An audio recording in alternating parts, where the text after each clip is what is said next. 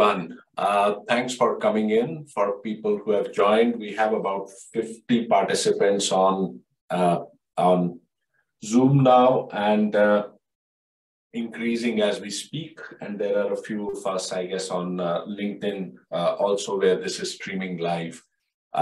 Today is the first day of this series of webinars on generative AI that I will be doing. And so, forgive us if there are any tech glitches, etc. Today is also going to be a time when we are going to learn, and your feedback, therefore, would be welcome. Why don't I start, because we are on schedule.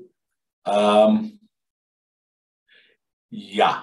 So as I was mentioning, under this hashtag generative AI India, we are starting a series of actually conversations. The first one today is a webinar only delivered by me because it's kind of an introduction.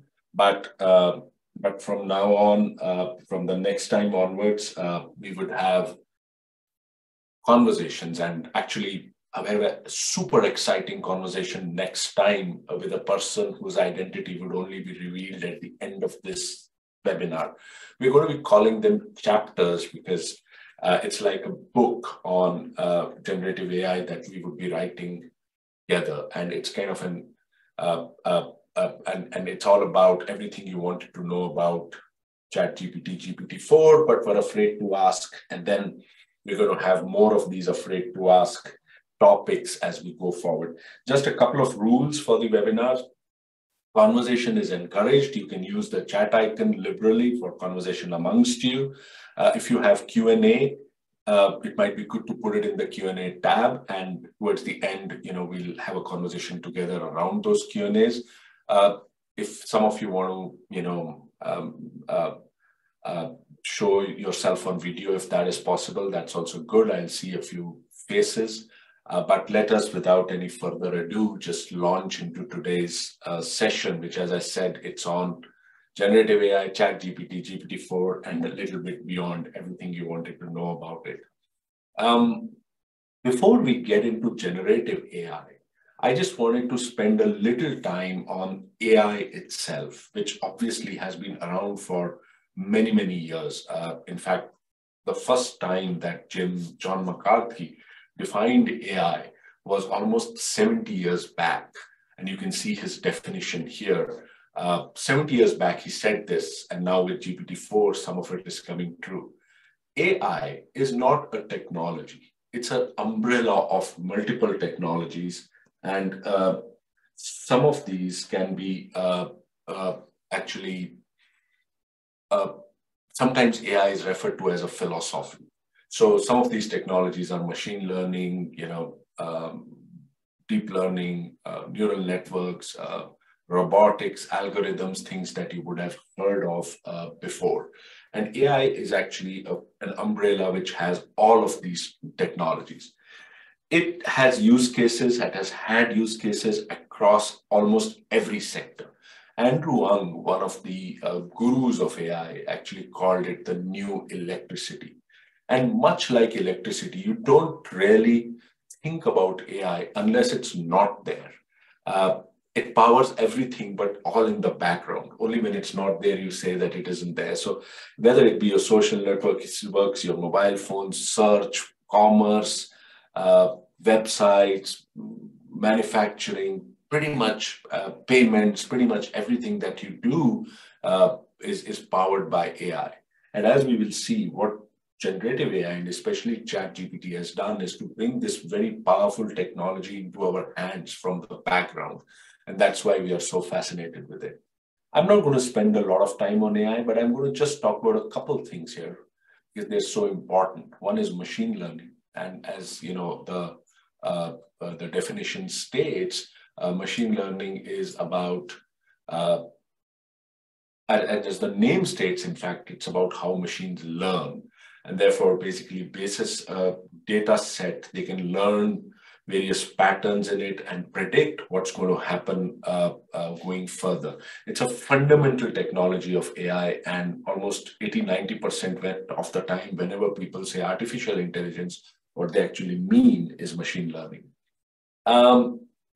There's also something called deep learning. And deep learning, which this slide actually shows, is a series of machine learning layers put next to each other, multiple layers, which actually make machine learning much, much, much more powerful.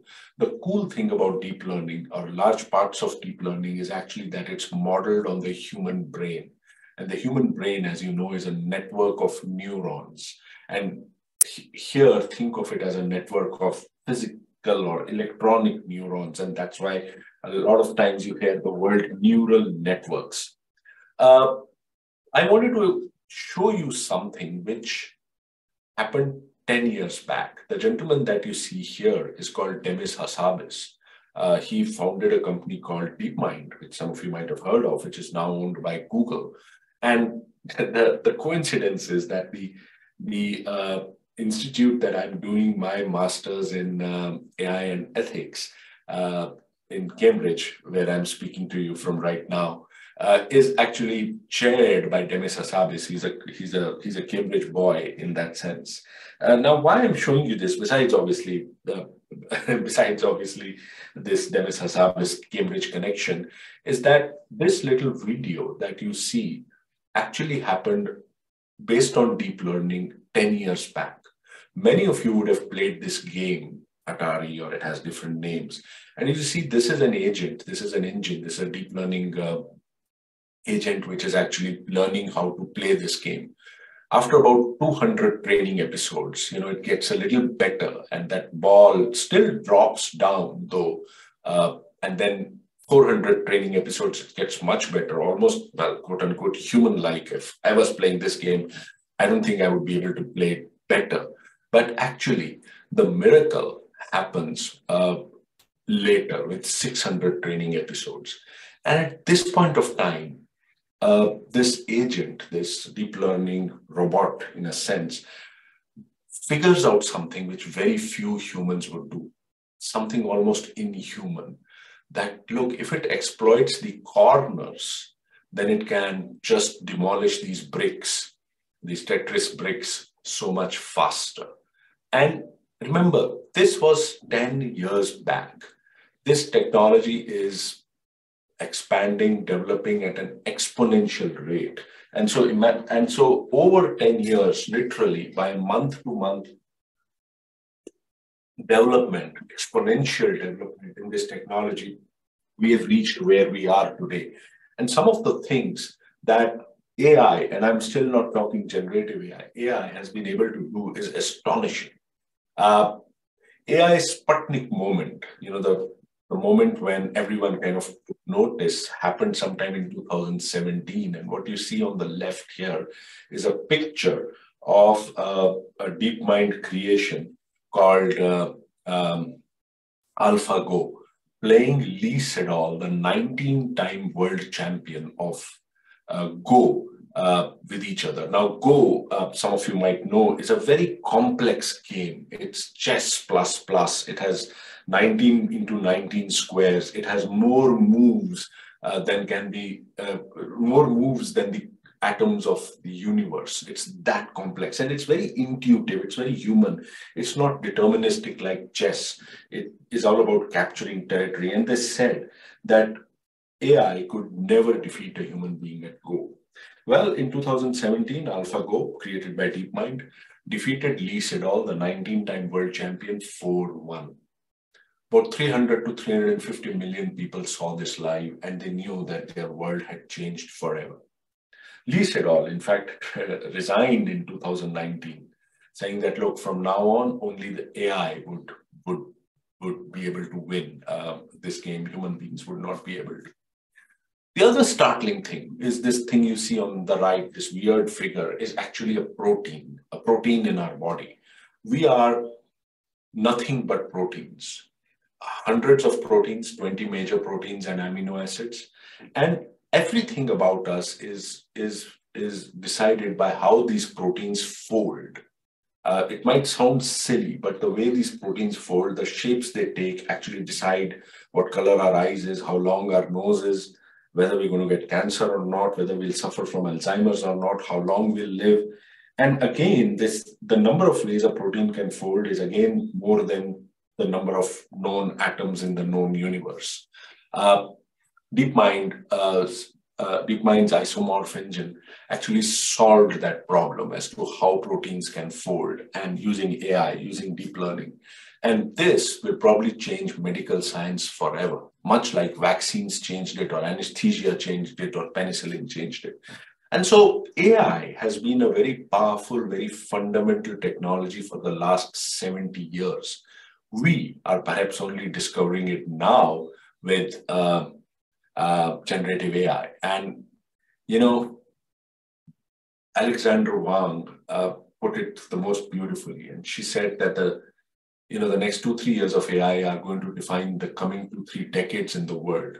And she says that, there are decades where nothing happens and weeks where decades happen. And we are in the middle of those weeks. Since November 30th, 2022, rather December 1st, when I woke up and saw ChatGPT, those weeks have started where pretty much decades are happening within those weeks. So what is this? Now I'm kind of moving to the topic of the day, which is about generative AI and large language models. Look, some of these terms are used interchangeably. Large language models, generative AI, foundational models, transformers, they're broadly the same thing. Large language models are actually neural networks. Remember neural networks, what we talked about in deep learning, that have actually been trained on massive bodies of text. And the training is to generate language. And so how they do it is that, these very powerful AI engines actually ingest millions of sentences, paragraphs, conversations, and then figure out probabilistically what is the best connection between these words. They are actually, each time you type in a word, it kind of figures out what the next word should be because it's been trained to behave that way. If you think of a search bar, when you enter something, I want to, and it starts giving you, autocomplete suggestions. Large language models are effectively the world's most powerful autocomplete technologies. Based on word one, they will decide, based on their training, what should be word two. Based on the first two words, what should be word three. But based on the first three words, what should be word four, etc. And the model, interestingly, strategizes to be believable, to be plausible instead of truthful. And we're going to see some of that going forward. The chart here shows the timeline, and you'll see that most of the activity has actually happened in the last 2 years, and even more so in the last 1 year, while the whole movement started around 2014, 2015. Now, if those are large language models and they've existed since 2014-15, in fact, something like GPT-3 came out, 2 to 3 years back, what is different about ChatGPT? Now, GPT-3, the foundational model on which ChatGPT was built, is where people started noticing large language models. To give you an idea how big ChatGPT is, 0.6% of its entire data set is just Wikipedia. So all of Wikipedia is just 0.6% of the data that it's trained on. That's the kind of data. Now, what OpenAI did with ChatGPT is to do 2 or 3 things. One is the interface itself. It made a chat interface, made that chat stateless, which meant that it could remember what your previous question was and therefore could converse with you. And then it used something very powerful called reinforcement learning from human feedback, or RLHF, which they used to refine the model through human trainers or interpreters. And they made it much more human-like. And what ChatGPT shows is the power of UX, of user experience. It also, as I told you earlier, literally brought AI out from behind where it had been lurking for the last 70 years, this very powerful technology, into your and my hands.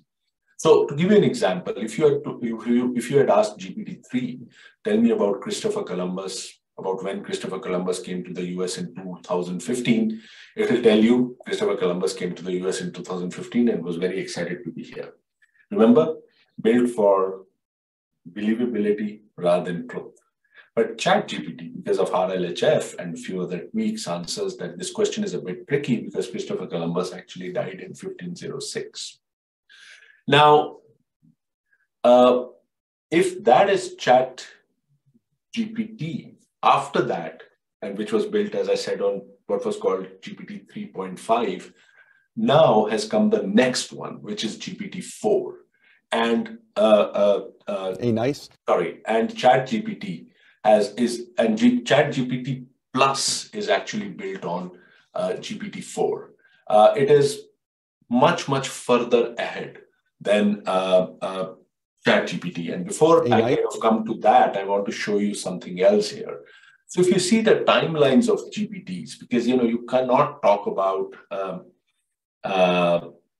generative AI without talking of OpenAI, the company which is in the center of it. And Sam Altman, the CEO, said 3 years back that basically the way they are kind of working out it is like Moore's law, where the amount of intelligence in the universe doubles every 18 months. But if you kind of go back to the evolution, GPT-1 was in 2018, then came GPT-2, GPT-3, which I said is the big model, came in 2020, and then ChatGPT in 3.5, and now ChatGPT Plus, which is built on GPT-4, just got released last month.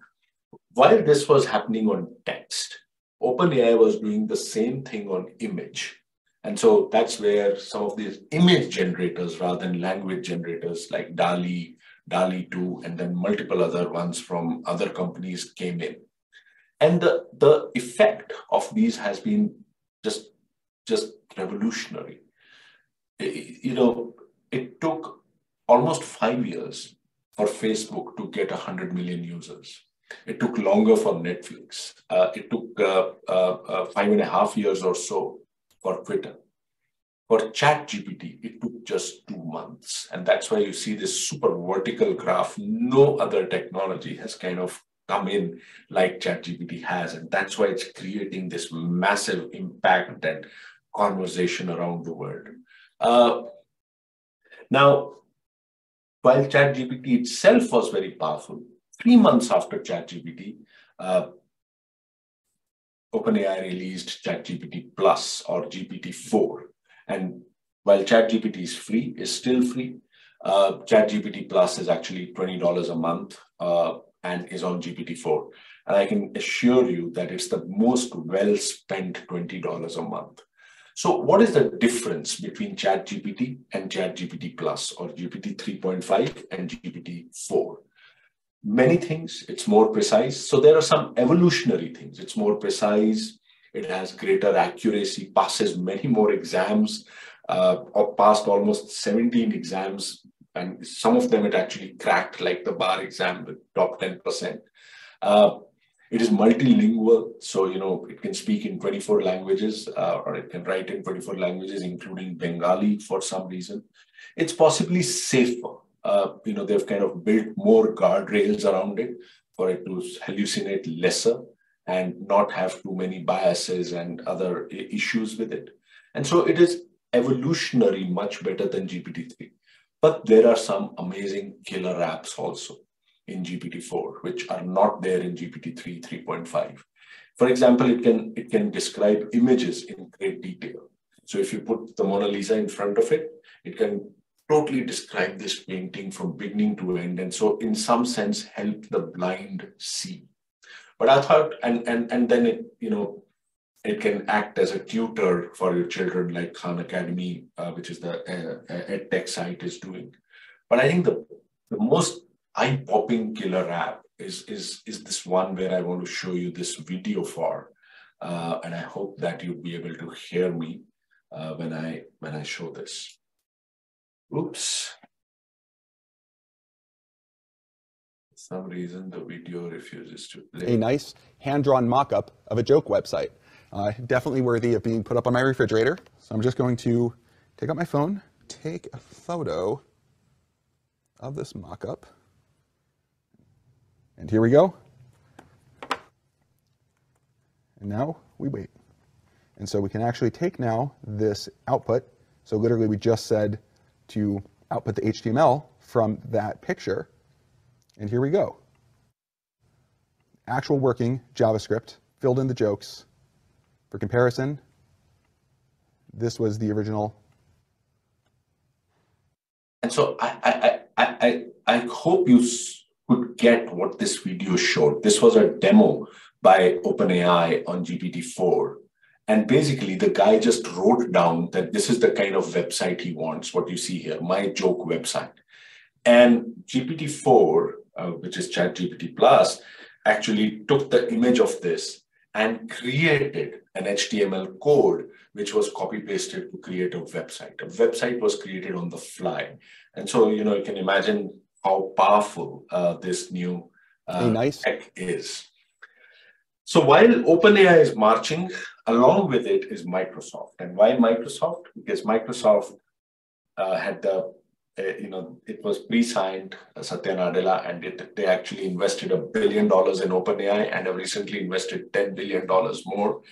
And as OpenAI is creating innovation, Microsoft is at a blinding speed, putting all that innovation in its global products. And as you can see here, I mean, from January, just this January onwards, till in the last 3 to 4 months, they have rapidly built their products even better by infusing OpenAI in it. They started with Bing, then in Dynamics, then in their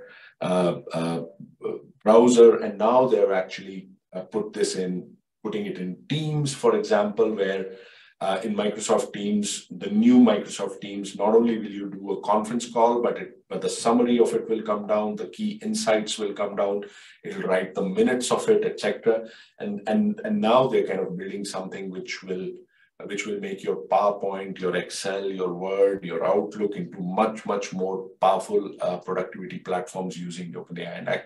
And the way Microsoft is executing and kind of incorporating this is actually today giving Google some worrying Google quite a lot.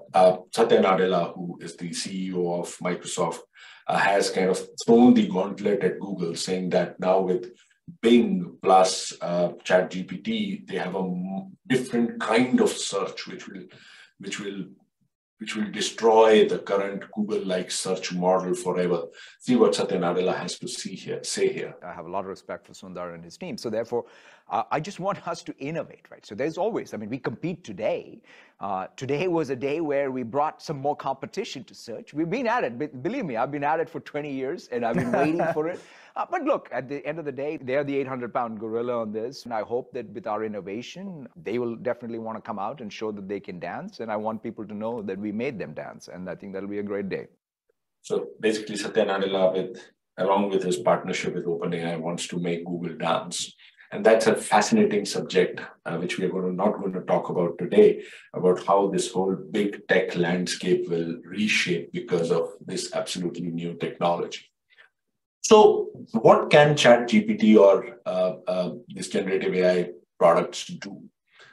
Many things, but let's kind of start from a few. The first thing which I want to talk about is that we as humans were always proud of our creativity. We always thought that the basic difference between humans and machines is that humans can be creative while machines cannot be. Well, frankly, in the last few months and years, that kind of has been put to test. Now, if you think of how humans can be creative, art is one. We make great art. But you know what? So does Stable Diffusion and Midjourney and DALL-E 2. I typed a prompt saying a hip-hop cow in a denim jacket recording a hit single in the studio. And it took about 60 seconds for Stable Diffusion to bring this out. Stable Diffusion is a generative AI program. There are already products out there and which can convert prompts, text to music. And so you can say, sing me a Kishore Kumar song in the style of the Beatles with lyrics written by Jim Morrison. And that can happen. There are products which can debate with us, which can do conversations. Obviously, ChatGPT can. There's a product out there called Opinion, which actually can do a debate, much like a human being does a debate. Obviously, writing is another form of our creativity, but ChatGPT Plus can write sometimes better than us. It certainly can write much better poetry than us. There's a wonderful product by Meta, the parent of Facebook, which is called Cicero. Again, a generative AI built product. And Cicero actually is a game of diplomacy. So it can pretty much, like countries, negotiate with each other over territory, over trade. Cicero can do that without many of us realizing that it's actually a bot. And so a lot of our creativity bit is quote unquote under threat from these new programs.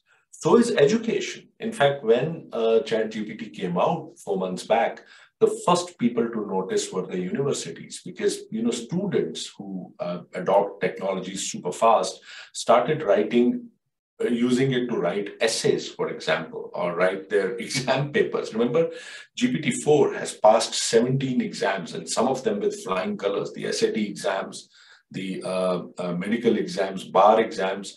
It failed the UPSC exam, by the way. It could not get through that. But there are many that it has passed. And so universities are panicking, and they're like, how can we shut this off? Some people are shutting off their Wi-Fi. Some universities are blocking this channel. Some universities in absolute panic are saying that, look, let's go back to pen and paper exams. And so it's going to clearly change education, pedagogy, the way we learn. Something for the worse, but I think for the better. In fact, when scientific calculators came out, and I'm old enough to remember that, a lot of teachers and parents worried that these calculators would mean that children would stop multiplying or adding or subtracting. Never happened. Maths teachers protested against calculator use. But the students who used calculators actually turned out to be better than students who did not. And that is what is going to happen with this also in education. We'll just figure out how to use this to learn faster, better, rather than, rebel against it. And it will become a part of university curriculums going forward. Beyond these education, etc., there are a few other early business applications. Remember, we are just 4 months old into this game, but as I told you, each week is like a decade. As per A16Z, the venture fund, 3 products built on generative AI have already exceeded $100 million of revenue. Image generation for collateral, for advertising, etc. is one. Copywriting, also for marketing, advertising is the second. And programming. In fact, I'm going to talk about programming a little later, because I think that's an area which is going to be the hit most, I mean computer programming, coding, most by ChatGPT. And so I see marketing, advertising, journalism, consulting firms, tech firms being the early adopters, and people are already experimenting on this. A Bangalore company, I read this day before yesterday, has actually decided to gift ChatGPT to its employees, because some of them have seen productivity going 5-fold on using ChatGPT. So productivity, efficiency, creativity are going to be enhanced with this. But there are applications beyond this also. Many people are experimenting. Healthcare, where it can, based on symptoms, can at least tell a doctor what could be the 5 potential problems with the patient. Microsoft is actually using it to make writing prescriptions easier for doctors. Hopefully, we will also have a product which will make reading prescriptions also easier, but right now it's the writing one. PwC has adopted something called Harvey, another such product. Allen and Overy has also adopted Harvey to improve the productivity, efficiency, knowledge base of its lawyers and of its consultants internally. There are many others. GM is trying to figure out how to use it. AI, which is Air India, not the artificial intelligence, but Air India, is also testing ChatGPT to make, how it could replace these very thick pilot manuals and train their pilots better, improve efficiencies of their pilots, etc. I think the real kicker will come when Microsoft will actually open out, and some of it has already happened. It'll open this out along with OpenAI, this model, so that people can start using it on their own company data. And while some of that has started happening, more of this will happen. And so there are a lot of initial business applications which people have figured out using this. As I was telling you, the irony is that the people who created generative AI, which are coders, programmers, would actually probably see their own profession being disrupted the most. There are many instances where ChatGPT, especially GPT-4, has written between 30 to 70% of a programmer's code just on instructions given to it in English. So as Sam Altman is saying here, the OpenAI CEO, that, actually using natural language, we can do programming. A few months, years back, we used to say that coding is the new English, because much like we had to learn English to go ahead in the world, our children will have to learn coding to go ahead in the world. And while coding was the new English, maybe now English is the new coding, because you can actually do programming using natural language. And this will go beyond English to multiple other languages. It's already started happening. And so, someone could code in Tamil or in Gujarati or in Bengali without not coding in Python, etc. And this could be a huge disruption going forward. It's not only these. Think of these big models as the cloud, and a bunch of startups are actually building a lot of products on it. There are some amazing products. Tome.ai is on storytelling. Your voice can be altered by alter.ai. Create presentations, edit photos, make resumes, build avatars, personas. My favorite actually is detangle.ai, which converts legal documents to normal English so that we can understand it. And I think there are hundreds more which have come out already, and hundreds and thousands more which will come out going forward. So lot of action happening in this space. And what OpenAI has done is that it's opened out its APIs of GPT, and people are building like crazy on top of these APIs. The key question a lot of people ask me, a big question, is that with all this capability, with all this amazing stuff that GPT can do, what happens to jobs? What happens to my job? And while The Onion says that, even GPT doesn't want your job, but, on a more serious note, it definitely is going to have an impact on jobs. What would be the impact?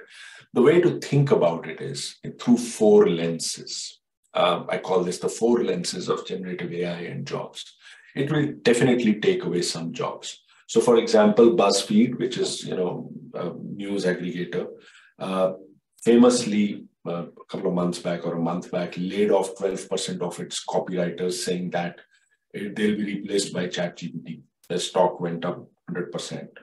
Some of these low-skill jobs, repetitive jobs, mathematical jobs, jobs where you basically are just summarizing big news articles into small, like BuzzFeed does, are definitely going to go away.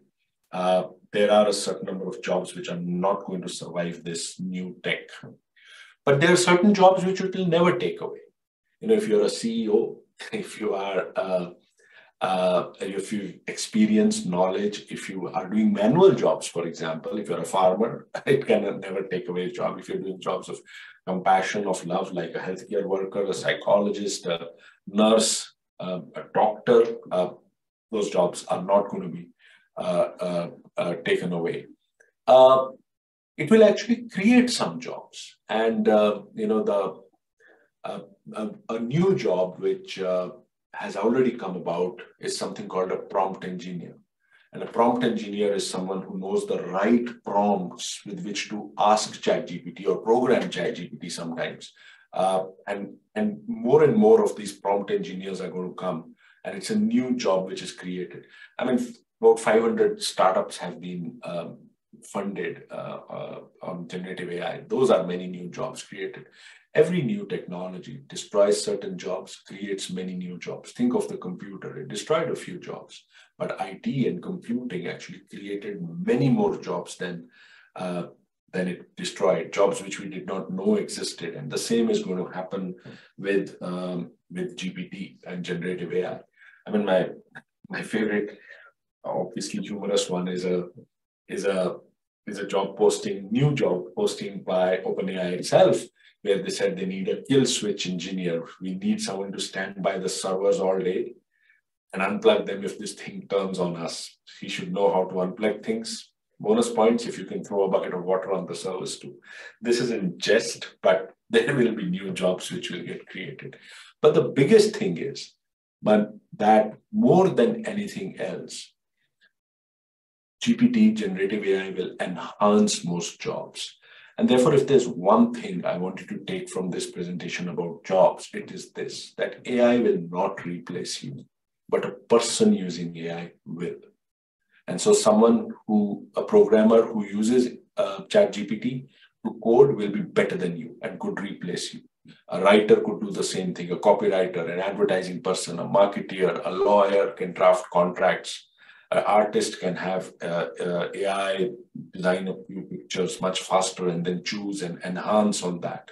And so AI will not replace you, but a person using AI will. And this came out live to me on my Twitter feed when someone called Vishnu, who runs a computing company, a software company, said, you know what? Yeah, I agree with you. We at Delight Tech, that's his company, are writing code 200% faster because we use ChatGPT. And so I think this is going to happen. It's just going to help us do our stuff faster, better, make us more efficient, make us more productive. But yes, certain jobs it will take away. There is a Goldman Sachs report which came out recently, said that it will affect 300 million jobs. On the other hand, it will also create 7 trillion in extra annual global GDP over 10 years. And so in the US, for example, it said 63% of jobs will impact, as in it will have an impact on, and then you have to figure out how to use this, where it could be used to enhance your work. 63%. 30% of jobs, nothing will happen. Those are, mostly manual jobs, mostly jobs of love and compassion. 7% will get replaced. So that's not a big number. In fact, Goldman Sachs was a little cheeky, and it asked ChatGPT to summarize this report in a sentence, in a haiku, and AI's job impact, the stuff that is written on top is what it really did. It said, AI's job impact, productivity growth raised, a workforce displaced. That's basically the summary of what's going to happen to jobs. For people who are in India and developing countries, it's interesting, but the effect of this technology will be most felt in developed countries. This is a developed economy thing. It's not an emerging economy thing, because most service jobs which would get replaced, like legal, administrative services, accounting, etc., happen to be in the developed countries, and so that's where the effect of this technology on jobs will be felt most. Okay. It has sparked a funding boom, lots of new startups coming in, still not as much as one would like, because people are still figuring out where the value lies. People are figuring out how moats can be built, because today you can actually, on an OpenAI, just go and create your own startup, but you don't really have a differentiator, because the data belongs to the horizontal, which is GPT, etc. In spite of that, a huge amount of funding activity, which you will not be able to read, has actually happened in the last few months. OpenAI, in fact, has started creating its own startup ecosystem around it.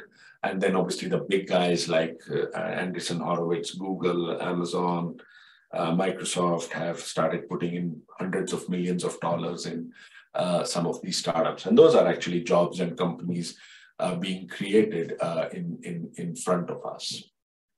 Now, we've kind of talked about all the exciting stuff happening, but remember, there are lots of issues also. There are lots of limitations. There are problems, ethical problems. As I said, this is the world's most powerful autocomplete technology. It's not optimized for truth. It's optimized for believability, plausibility. It hallucinates its way through conversations. It makes things up as it goes along, pretty much like human beings do. It has lots of logic problems, relational problems, some of those very hilarious examples I have written here. For example, when asked what will be the gender of the first US female president, it's obvious that the gender is female. Kind of gets into this thing that it doesn't really matter in the US. It's a secular country. It doesn't really matter whether you're male or whether you're female. You have an equal chance to be president if you are born in the US, and therefore, and doesn't get the right answer, the obvious answer. Now, some of these have been fixed by GPT-4. I've just shown these to you as, possible in the kind of flaws, logic flaws that it has, because it's not optimized to be truthful. And therefore, this funny tweet for the ladies who are attending this webinar, that if he's always apologizing for his mistakes, overconfident in his knowledge, bad at math, bullshitting his way out of trouble, you don't have a boyfriend, you actually have ChatGPT. And so it has a lot of these problems. But the bigger problems actually are in ethics. We're going to have separate webinars on generative AI and ethics. But just to give you a very high-level thing, even before I get into it, it is very pertinent and worrying to know that the two gods of generative AI, Demis Hassabis and DeepMind, and Sam Altman and OpenAI, are both very worried. Demis Hassabis basically said that, we need to be careful in his tweet here. Sam Altman actually said that, look, they're a little scared of ChatGPT. They don't understand it. And they are the people who created it. And so it has problems. There are lots of plagiarism problems, for example. All the work, all the pictures that I showed you, etc., are built on on work created by human beings. And that artist or creator or writer is not paid or even acknowledged. And so it's a big plagiarism. And right now, as we speak, there are cases out there in court. Getty Images, for example, has sued Stable Diffusion, which is one of these generative AI companies, Stability Inc., which created Stable Diffusion, in the London High Court, saying that, look, they just scraped our images, Getty Images, without paying us. And so there are plagiarism issues. There are bias issues. It's trained on Wikipedia, Reddit. It's trained on data created by human beings. Wikipedia, Reddit implicitly are biased. They are biased against, racially biased, they're gender biased. And so many times GPT will talk about doctors and women doctors, much the way like human beings do. If you thought WhatsApp University was the fastest spreader of fake news, well, meet the creator of fake news. And so fake news is going to be a huge problem. And, we're going to see Cambridge Analytica's multiplied because of this. It also has environmental problems because these powerful servers that these massively powerful models run on actually spew out a lot of CO2 and other globally warming gases, and are responsible for anywhere between 2 to 4% of the total CO2 released in the environment. The cloud is responsible. And these models sit on these clouds and actually, they're actually going to hasten global warming if they don't solve it for us. And so there are a lot of ethical issues which we will get into. And just a few days back, some of the biggest names, Elon Musk included, brought out this letter saying that, we need to pause these big, massive experiments, these products for 6 months until we can all get together and figure out the right ethical framework for this. It isn't going to happen, but people are worried because of all of these issues and more, because there's these issues have started getting discussed. The first 2-3 months was excitement. The last 1 month, you'll just see lots of news articles basically saying that, look, what are we doing? In fact, Elon Musk posted this tweet very recently, which plays upon the trolley problem of AI and saying that, look, we are as a species, we are doomed if we don't kind of regulate it, pause it, build guardrails against this, because this is just so powerful. As he says, it's scary good. We are not far from dangerously strong AI. So what happens with this in the future? How do we look at generative AI? We are just in the first few months. And in the first few months, what we are looking at is integration into big products like Microsoft is doing, Google is doing. We're going to see and already seeing these new products being released, newer models being released by big tech. Adobe has released something called Firefly, which is actually quite amazing. NVIDIA, Baidu, Meta, Amazon is also investing in startups which are building these models. In the medium term, these will even become better. They'll have better language generation capabilities. There'll be more vernacular. There'll be many more of these verticals which will get created, like the ones I showed you. The creativity of these will become even better. They will get personalized. OpenAI is saying that, look, every human being using ChatGPT Plus or GPT-5 or GPT-6 should be able to personalize it based on their own contexts, their own outlook, the way where they sit on, say, the political spectrum. And certainly it will have a job impact. And there's going to be this shake-up which is going to happen in jobs the way we talked about it. In the long term, basically, these companies are seeing this as a way to what is called AGI, or artificial general intelligence. When AI becomes more powerful than or more intelligent than human beings. That itself is a fascinating subject. Will we reach AGI? And we're not going to discuss this today.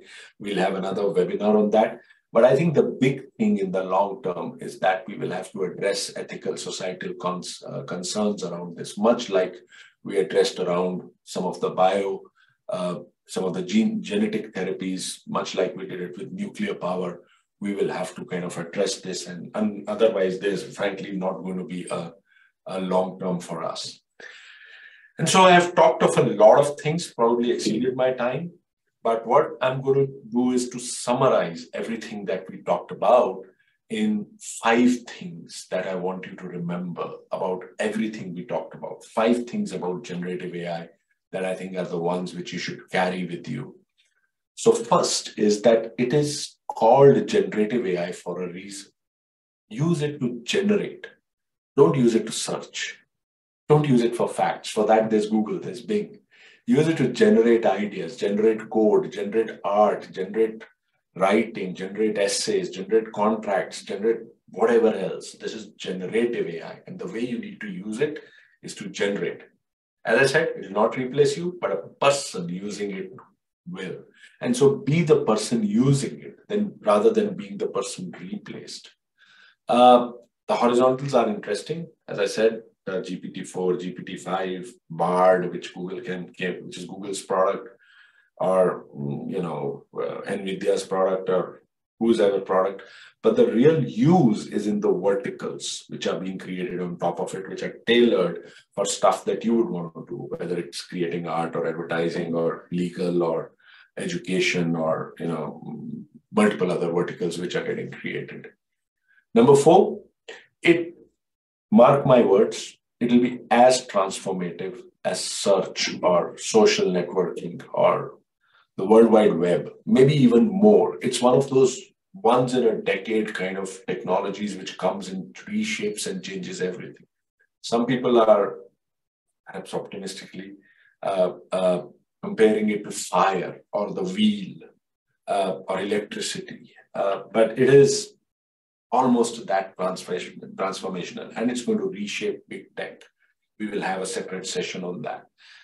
And at least the thing that I believe in, my equation is that generative AI is not equal to artificial general intelligence. We are still a long way away from that. We're going to address some of that in the next session. So GAI is not equal to AGI. So remember, use it to generate. It will not replace you, but a person using it will. The verticals are the real interesting ones. Super transformative as some of the biggest things that have happened in tech and otherwise. And GAI is not equal to AGI. A lot of people ask me that if it is so transformative, it is so big, what should they do? How should they go about it? And this is what I think, my 5 things. First of all, it's super simple. Just go to ChatGPT or pay $20 and take GPT Plus because ChatGPT sometimes is not available. There's so much load. Just experiment like you did with search, like you did with Excel, like you did with the World Wide Web, with Yahoo or Google. It's as simple. And you just need to start tinkering around, playing around with it. First, start using it for your own job. How can it help you do the things you are doing, whatever job it is? And once you play around with it, you will figure out. And initially, the creative industries, marketing, programming, etc., will need it most. Importantly, don't resist it, and don't make your kids resist it also. Work with it, not against it. And as I said, focus on the verticals. Those are far more interesting. We'll start with the horizontals, but then you will discover verticals which are far, far, far more interesting. So that's what I wanted to share with you today. And happy to take questions. Let me just stop the show. Happy to take questions. Even before that, this is the place where I'm available. jaspreetbindra.com. I live there. I also live on Twitter. I live on LinkedIn. I'm not on Mark Zuckerberg's properties, not on Facebook, not on Instagram. And so you won't find me there, but you can reach me here to, have a conversation above and beyond what we are talking right now. We are kind of ahead of our 45 minutes, but we will keep this on for another 8-10 minutes or so for any questions that might be there. Let me also see, I can see some questions here. And let me also see if I can answer them. So Beatrice is asking how ChatGPT can be used or has been applied already in psychotherapy. A very interesting question, Beatrice. I'm not a psychologist, so I cannot say this with any, certainty, but I've known psychologists starting to use it. So they cannot ever replace a psychiatrist or a counselor, but products are being built on it where you can do like a DIY at home, where it can at least do your first level counseling, and at the end of it, it will probably always try and narrow down what's wrong with you and then refer you to a human being, which is the right way. There are no products built on it yet, and it's a tricky field because it's healthcare, it's medical, and so again, it will never replace a human counselor, well, at least in the foreseeable future. But yes, there are products which have started getting built on it. I don't exactly know which products. You might have to go and ask ChatGPT or Google for the answer, but stuff has started happening. Visti, my friend, can we differentially incentivize two AI instances so as to make one perform better than another because it tries harder? Visti, I actually didn't get the question. Maybe if you could write a little bit. I'm also trying to see if you can ask this. Visti, is there a way you can unmute and probably try and ask the question? I don't know whether that will work or not. I'm also trying it for the first time, but it should just be. Can you go to attendees and can you type Visti? Or else, Visti, I'm happy to unmute you if you wanted to. Yeah, if you can do that. Hi, Visti, can you ask the question now? Just can you do it from your end? please. What do I do? Can you click on attendees?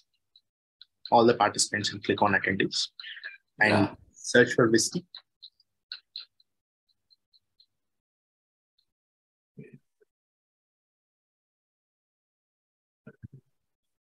Yeah, got it. And you should be able to unmute them. Hi, Visti. I have... Yeah, can you hear me, Jaspreet? Very well, Visti.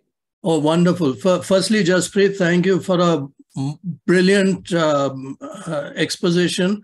But to save on time, I'll get to my question, which is that supposing you and I are using the same app, whether ChatGPT or whatever, and we are asking roughly similar demands on it, is there some way in which I can make my app perform better than yours by incentivizing it more? It's like saying, supposing you had two programmers and one had stock options, chances are the person would work 24 hours and do whatever to. So this is really a question. Is there something to the idea of incentives linked to generative AI? Well, we sometimes, Visti, have thanks for the question. It's a very interesting, I haven't thought about it, but sometimes we have this thing where we tend to anthropomorphize these tools. We start thinking of them like human beings rather than tools. In fact, when I go to ChatGPT, I always start with, "Hi, how are you?" And then when it asks me, answer something, I say, "Thank you so much. That was very nice. You are very good." You actually don't need to do that. It doesn't understand that. It has no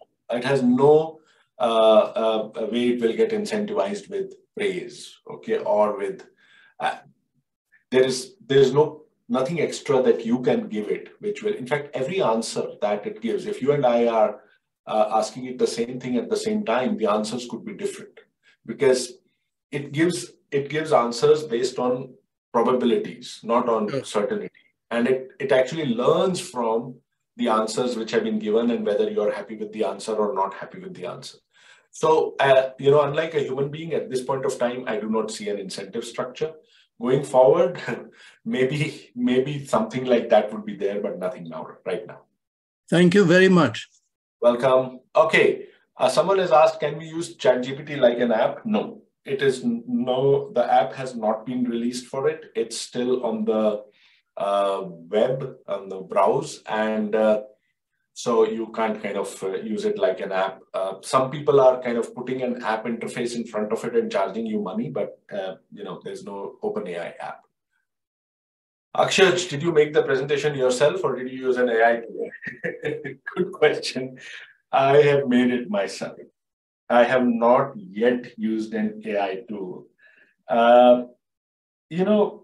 It's an amazing question because until now, in my life, in my job, and whatever I do now, or in my corporate jobs earlier, I only wanted to make these presentations myself. I would not even make another human being make it. So someone in the team or, my executive assistant, I would not trust them. I wanted my own voice. And I don't think I will have ChatGPT or similar make my presentation until versions come out which are personalized to the kind of person I am and the character that I have and the language that I speak, etc. So good question, but no, not yet. Thanks, Edward. And Bhagirath, what is the risk of data breach by hackers using AI? Absolutely. It is very vulnerable to hacking. In fact, just yesterday or a day before, I think Samsung got hacked. Samsung's using ChatGPT, it got hacked and a bunch of data came out. It's a perpetual war. Hackers, anti-hackers, hackers, anti-hackers. Now, when OpenAI, etc., have made these tools, they have what is called red teamed it. So they have kind of tried to, kind of have red teams, or which are hackers, kind of come in and expose vulnerabilities, etc. But it's not going to be ever fully secure, like no software is, and it will actually increase cybersecurity issues. Absolutely.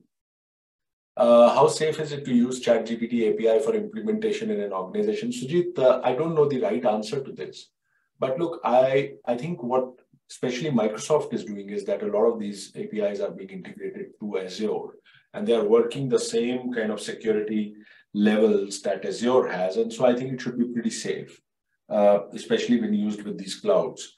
The problem, however, which is still not tackled is that who will own the data? If you kind of put in a lot of the organizational data into this, then, does OpenAI own the data? Does the cloud provider own the data? You own the data. Some of that is still going to be worked out. What I'm going to do now is to choose some interesting questions out of many which are being asked. Thanks for asking all of those. And the ones which I'm not able to answer, please do write them to me after this on my LinkedIn, on Twitter, on my mail address itself, which is jaspreet@jaspreetbindra.com. And I'll also be putting up the recording for this on both YouTube, my YouTube channel, as well as on LinkedIn, and you can ask me questions there too. But yes, Italy banned ChatGPT recently. UK is looking at it. France, I believe, few other countries are looking at it. Italy, some of the reasons could be simply political also, but you will see a lot of these happening because as regulators catch up with or try to catch up with the speed at which this technology is evolving. And I personally do think that, some of the regulators need to catch up. So some of this you'll probably see it happening. And Murtaza, similar thing, I have always advocated, frankly, a global regulatory body, much like the IAEA in nuclear energy. We need probably a global regulatory body to regulate AI, and I'm an advocate of that. Then let me see some other questions. Yeah, Murtaza, that's done.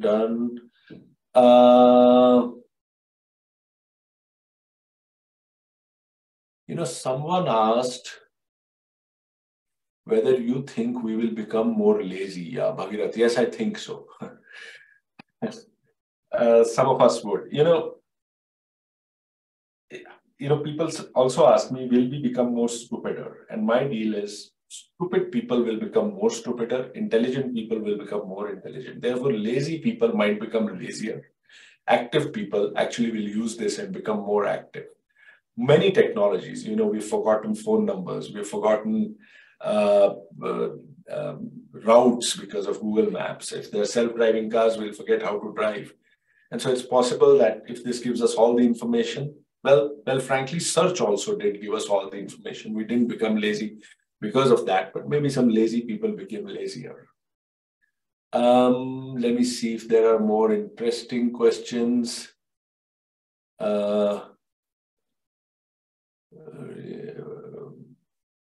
Nakul, when you ask ChatGPT to re-answer the same question, what does it do to regenerate the answer? Well, first of all, millions of people are feeding it information by asking questions. That's why OpenAI released it.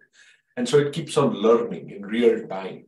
And so then, and also, therefore, the probability distributions change. And therefore, next time you ask a question, it might have a different set of words it associates as an answer. Remember, it's an auto-generator of an answer. It's not really understanding your question. It basically is parsing the words written there and based on its own training, and then lots of other reinforcement stuff which is happening because human beings are interacting with it. The answers could change. Let me take my last question before I kind of close with what is next time, going to happen next time. Let me see if there's any last question. The AI landscape has been exploding with hundreds of apps. Do you think it'll become worse or it'll condense into a few services that will work well?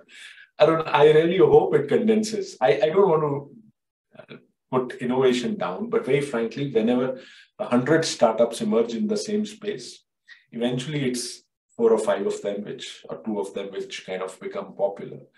And I think in this case also, the well-capitalized one, the more innovative ones, the ones which have better teams, will have, they will actually survive. There are already 3 or 4 big guys who are doing avatars with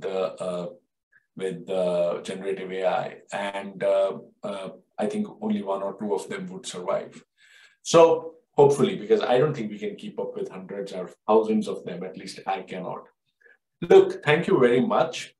What I'm going to do is I'm going to bring up one more, my last slide in a sense, which talks about what happens next time. I mean, today, frankly, was just a primer. It was just, just where I was giving you a high-level view, some of which you already would know. Next time, the conversations start. And the first conversation will be with a person who's a big favorite of mine. He's called Dr. Henry Shevlin. Henry is with the Center for Future of Intelligence here at Cambridge University. He's a professor of philosophy of consciousness, of philosophy of mind. He's written a lot of papers, books on consciousness, perception, short-term memory, measurement of pain, suffering, and that's what his doctoral thesis was in. And he's an amazing conversationist. He's very famous in AI circles and AI and consciousness. And so what we are going to focus on is this question, which I'm sure all of you have, and so do I, which is around whether AI will ever be conscious like human beings become. Will it be sentient? Will it have a soul? And so we're going to straight away jump into a very philosophical topic next time. We are still figuring out the exact times and dates, but in all probability, this will be on 24th of April at the same time. I will publish that to this set of people who attended today. They'll get intimations of that, plus it will be on LinkedIn, Twitter, etc. And if you follow this hashtag, generative AI India, you will keep on getting those. So thank you very much, everyone, for attending.